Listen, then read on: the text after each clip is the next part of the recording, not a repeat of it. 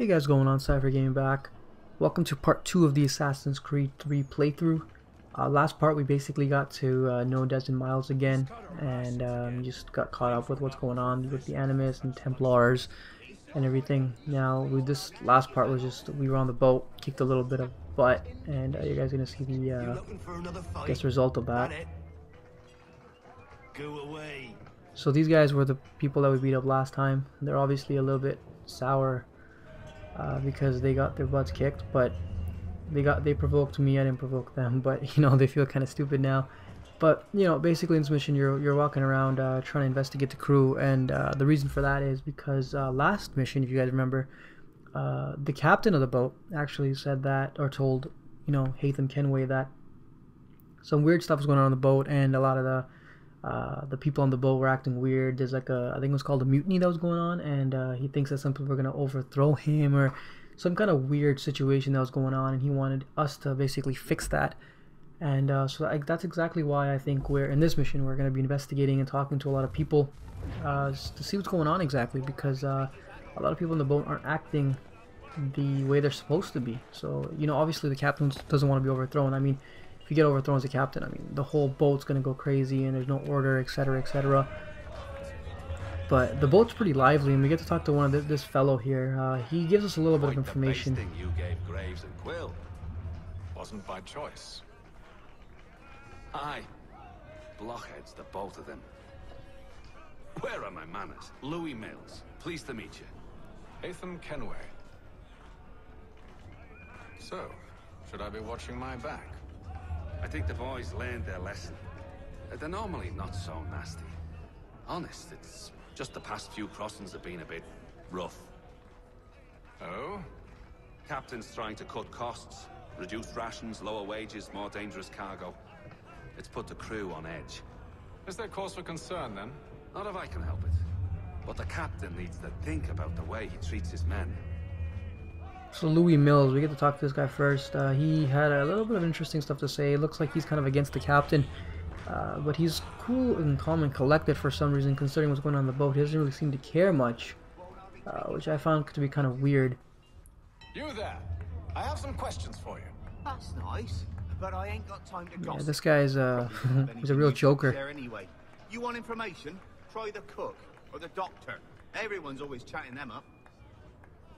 I love how everyone in this boat knows who knows, but yet they say that they don't know anything, which I find that to be really weird and completely wrong, because I mean, if you know, then you've completely been listening too, because you know who knows.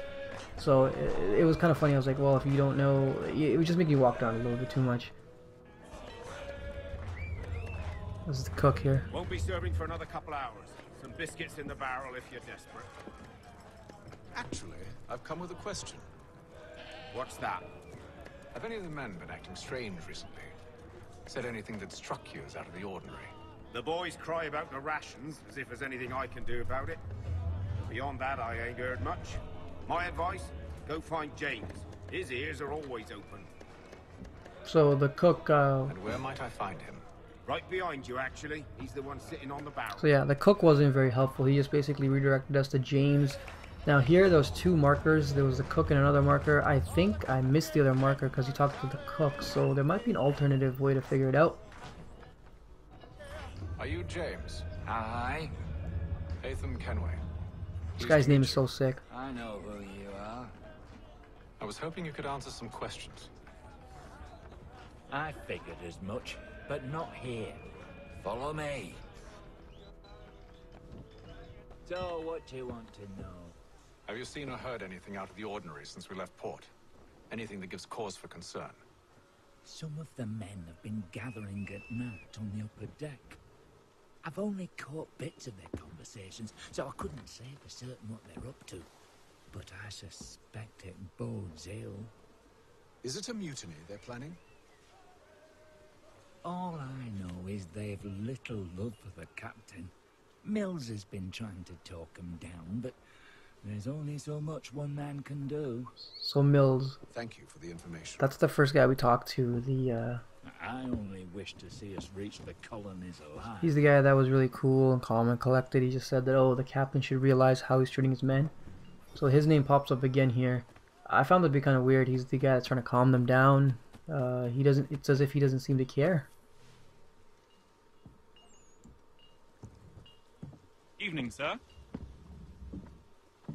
How are things? Calm and quiet. Just the way I like it. What brings you topside? Thought I'd wander a bit. Stretch my legs. That's all. Take care where you tread. The deck hides all manner of danger in the dark. What was that? This is actually hilarious. People are throwing their own food outside the window. Someone's throwing cargo overboard. Now, if your rations are being cut, why would you want to throw more food out the window? You're gonna starve yourself. It's the stupidest thing. I mean, like when I heard stuff falling out, I'm like, oh, it's probably just like, I thought it was a person or something that fell out, because you know their mutiny had started or something. But it turns out they're throwing food out the window, and in my head, I'm just like, and exactly, he's cutting rations again. They're talking about him cutting rations, but they're throwing food out the window, and whoever it is, obviously it's not them, but it's a person throwing food out the window. It's pretty neat. He can look at clues, and you know, I don't know what he's looking at. I think it's some kind of like powder or something, or it's some kind of like material, not a material, but some kind of, I don't know. I don't think they had lotions back then, but some kind of liquid or powder associated with whoever's throwing these out of the window. Curious. Now I'm assuming that's either food or some kind of supply that they need. Most curious. It's kind of, to me, it's kind of dumb. I mean, even if you're causing a mutiny, I mean, throwing food overboard, you're only hurting yourself as much as you are the captain. But this part of the game, this part of this, you know, this sequence really intrigued me, because they're throwing just stuff out the window for no reason. I was wondering, you know, is that the way they're going to increase their mutiny, by throwing out all the captain supplies? Maybe those were only the captain supplies. I don't know. But it was really interesting, because I was thinking about it, and I was like, maybe it is only the captain supplies. But hopefully we'll find out later on exactly what they're throwing out. And now they've been on the ocean, Atlantic Ocean, for 33 days, just over a month. That's ridiculous, on a boat with, you know, limited supplies, and it's not like they have heaters or anything. It's probably freezing in there. No showers. I know that I couldn't last on it. But I have to say before I go on, the scenery and the video quality in this game is awesome. I mean, the graphics are completely mind-blowing. I love them. It's awesome. I'm going to need to recruit an extra pair of eyes. Maybe James or Mills. Why are they doing this? Near as I can tell, the barrels serve as markers. They're leaving a trail. My fear is it's only a matter of time before whoever's following it. Ship sighted aft! Oh. She's making ready to fire! I don't know if you guys saw that or heard, but he said someone is leading a trail. That is actually very smart. Throw out barrels, let the ship follow the barrels. That's pretty smart. Seems they don't mean to sink us, but board us instead. Man the cannons! Make ready to fight! I want you below decks. Why? Let me help you secure the ship. Do you know how to rig a sail, to load a cannon, to wage war at sea? I didn't think so. Now return to your cabin, or do I need to have you escorted?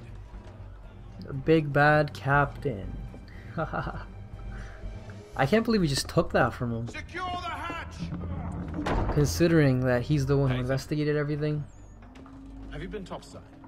A ship's appeared and means to board us. It's strange. There's no sign of mutiny aboard. Doesn't make sense. Ah, but it does. What do you mean? Did you think you could escape from London so easily after what you did at the opera? That we wouldn't notice? That we wouldn't follow? Uh-oh. Ah. So that's what this is about. Surrender, and I will see that you are treated with honor. If you wish to treat me with honor, give me a sword. Now, if you guys remember in the opera, we killed, Are you sure this is how you want to play it? we killed that guy that was in the opera and took something from him. So this guy's probably here to exact revenge, because he obviously remembers. Now, we're gonna get into a fight scene here, and I'm gonna talk about how much I dislike the combat, you know, I don't know what to call it, the mechanism, I guess you can call it, in Assassin's Creed 3. I much prefer the Assassin's Creed 2 or AC2's fighting mechanism or design or whatever it's called. It was just a lot simpler to use. I mean, you had buttons where you could attack, counter, or dodge, and it was pretty simple and straightforward. Here, you guys can see me, I'm gonna like fight this guy, struggle. I don't know what I'm doing, really. I'm just pressing buttons and seeing what happens. Now, obviously, dodging is pretty easy, and here I disarm him, and then I kill him basically because he has no weapon. But I have no idea what I'm doing, and he picks up his weapon again because I have no idea what's going on. So that's why, you know, when I said I much prefer the AC2 or Assassin's Creed 2 combat designer mechanism, I completely prefer that one. I wish they'd actually kept that in this game. Stay below decks. I did as you asked. Only Mills was there waiting for me. He's the one that drew that ship here. There was no mutiny. Only him. What do they want? Me. Then they can have What? you. No, they can't. Is that so? They'll catch us anyway. Oh, There's nothing to be shit. done. I can think of something. So the hidden blades. You wish us to sail into the storm? It's our only chance. I won't do it. Yes, you will. I will. All right. Okay, that's All right. exactly what I thought. I'm the captain here, not you. So the hidden blades show up again. I love those things. Now this guy obviously he decides to hate them. I think his name is. He decides to sail into the storm. Now obviously this is a game as dumb as it sounds. I guess they really had no other choice. But this gives us a chance to basically free run in a bit. Not free run, but run around the boat, see how the mechanisms work and how similar they are to Assassin's Creed in the past. Now, besides the fighting or the combat design, I haven't really noticed much of a difference. I mean, everything else seems to be the same. The interactions, the running, the climbing seems to be very similar. Obviously, I think it's a bit improved from Assassin's Creed 2 or even Revelations. So that's a plus sign. I only wish that the combat, like I said before, was similar to Assassin's Creed 2. I enjoyed that game a lot. I think that was the most complete game. You know, it was a very refined game. That was probably the most fun Assassin's Creed game that I have played. So here, you know, we're turning on the boat, trying to secure everything, making sure that none of the sails fall or they get ripped or whatever. So that way, you know, we can keep moving forward. Now, obviously, it's a pretty tough job, and you know, you can see here something breaks, and we got to run all the way over there before that rope gets unsecure. But this really shows off the graphics in the game. I mean, it's raining, there's waves, there's things going on. It's really showing, like, you know, exactly what the game can do. It's actually really cool. I have to give Ubisoft a thumbs up for making this game so realistic looking. The graphics are completely awesome, and they're actually mind-blowing. I actually love the graphics in the game. Much improved over Assassin's Creed 2, I think. And I think it only gets better once we get into the wilderness and you see snow and animals and all that kind of stuff. So I can't wait till that aspect of the game starts. Now, here you can see a demonstration of him climbing. So it's actually very similar to Assassin's Creed in the past, which is awesome because the climb mechanism is the best. You know, it's the best, I think, in terms of, I guess if you were to list it, you know, maybe it's Uncharted and stuff, it's actually one of the best systems they have for climbing at least. So I'm glad they didn't change up too much there, because it would actually ruin the game, because climbing is a huge part of the game. And as you can see here, when you go into a storm, try to be the smallest thing, or the smallest height thing, I guess. Don't be too tall, because the lightning strikes the tallest object in an area, and in this case it was the boat's sail. Now we have to go and save this guy, and again, this shows you again how great looking this game is, and how awesome Tatum is. He completely saved this guy's life, or else he would have fell to his death, which is awesome. Yeah, you better thank me. Without me, you'd be dead right now. But again, and here you can see that, I guess, his decision to get in or enter the storm was actually beneficial for them, because that ship behind them sank, and the Mills guy, the guy who basically was leaving the trail for the boat to follow us, we killed him. So now he can't throw barrels outside and leave a trail for any other boat, which is beneficial because you know, you obviously don't want it. You don't want to get trailed by another boat and die. So yeah, there, you know, this is day 72 now. It's been a while on the boat, but things have seemed to calm down, obviously. And this is really where, you know, I think that's gold in his hand. I think it doesn't look like gold. It looks like chocolate bars, like golden covered chocolate bars. But I don't know. Probably is gold, and I don't know in this what this signifies. I mean, is he not depressed, but is he disappointed? Is he tired? Is he, or is he, you know, is he just, you know, waiting for the arrival, or, you know, waiting to arrive to where he wanted to get to, you know? So here he's well, main character Hatham is almost where he needs to be. The reason why he got in this boat was to get to this area, and it looks like we're almost there. Now look at the fog. It's pretty cool, actually realistic. Like, look, this fog lingering everywhere, which is awesome. Arrival? I see no land, only this interminable fog. The gulls tell us all we need to know. Climb into the crow's nest and you'll see. The crow's nest, sorry. So the captain is basically following the gulls, or the seagulls. I guess apparently seagulls can indicate land. I guess the more seagulls there are near, because it makes sense, right? If there's seagulls near somewhere, that means there's food and there's land there, because they can't always sit in the water. So I guess you can not assume, but you can kind of predict that there's going to be land up ahead, which is actually a pretty neat observation. I mean, I wouldn't have thought of that, you know, seeing seagulls. I would never have thought, oh yeah, you know, there's land approaching or something. But here we're climbing up to the crow's nest. That's basically the part of the ship where someone sits and they can basically see and overlay the land, kind of like a synchronization point. Actually, you can see pretty much everything from up here. And this is actually where the game starts. So I'm gonna be quiet here, let you guys watch the last part of this video, and I'll see you guys in the next video. Don't forget to hit that like and subscribe button. See you on part 3.